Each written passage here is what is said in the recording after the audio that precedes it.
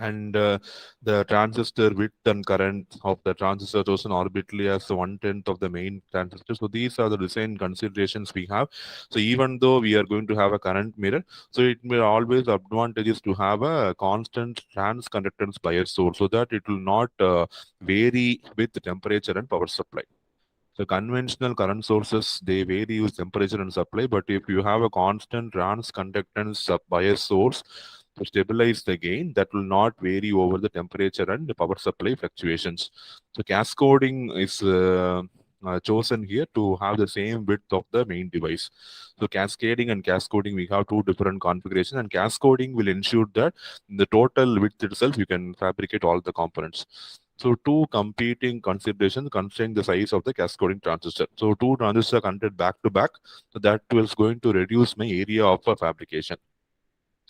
And you have a capacitance between input and output, so that will cause Miller effect. So if you want to reduce the Miller effect, so if the Miller effect has to be reduced, then you have to reduce the gain, because you know what is Miller effect. Any component connected between input and output of any transistor can be decomposed into one component separately at the input and one component separately at the output. So with that possibility, so here there is a possibility of having such Miller effect. So if you want to have that reduce the effects of Miller effect, so you have to go for gain compensation, because Miller effect is going to reduce the gain of your transistor. Already common source transistor will have a very large gain, but because of Miller effect, this gain is going to be reduced. Also, the parasitic source capacitance associated with the device will increase the amplification at high frequencies. So that is also possible. So we have to take care of these two effects. And merging the source region with the drain region is effective in reducing many of these problems. So see, all about how the layout is happening in the device.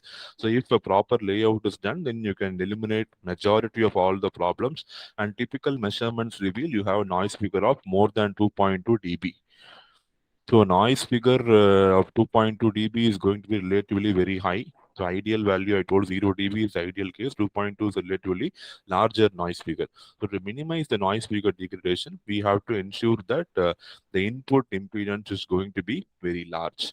So when the input impedance is very large, then the noise associated with all the resistance values will start degrading. So in that case, you can improve the performance of your LNA. You can improve the performance of your LNA.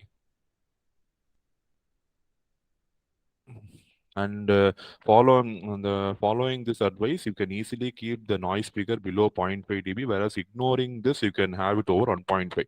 So following what advice is given is you have to have the quality factor very high, because quality factor ensures how the energy is stored effectively in the inductor, right?